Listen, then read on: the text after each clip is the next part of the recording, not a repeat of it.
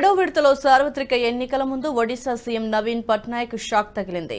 ఆయన ప్రత్యేక కార్యదర్శి డిఎస్ కుటేపై ఎన్నికల సంఘం చర్యలు తీసుకుంది. ఎన్నికల నిర్వహణలో అనవసరంగా జోక్యం చేసుకున్నందుకు ఈసీ ఆయనను సస్పెండ్ చేసింది. అదే సమయంలో మెడికల్ లీవ్ లో ఒడిశా సీఎం సెక్యూరిటీగా ఉన్న మరో ఐపీఎస్ అధికారి ఆశిష్ సింగ్ ఐజీను రేపట్లోగా మెడికల్ బోర్డు ముందు హాజరు కావాలని ఈసీ కోరింది.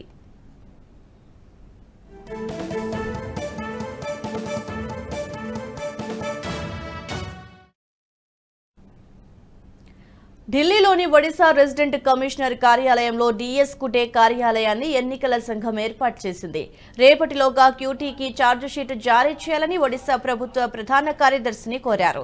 ఒడిశా సీఈఓ ముసాయిదా ఛార్జిషీట్ ను ప్రధాన కార్యదర్శికి సమర్పించనున్నారు. ఐపీఎస్ అధికారి ఆశిష్ సింగ్ మే 4 నుంచి మెడికల్ లీవ్ లో ఉన్నారు. దీనికి సంబంధించి రేపటి వరకు వివరణాత్మక వైద్య పరీక్షల కోసం ఎయిమ్స్ భువనేశ్వర్ డైరెక్టర్ ఏర్పాటు చేసిన ప్రత్యేక మెడికల్ బోర్డు ముందు హాజరు కావాలని ఈసీ తెలిపింది.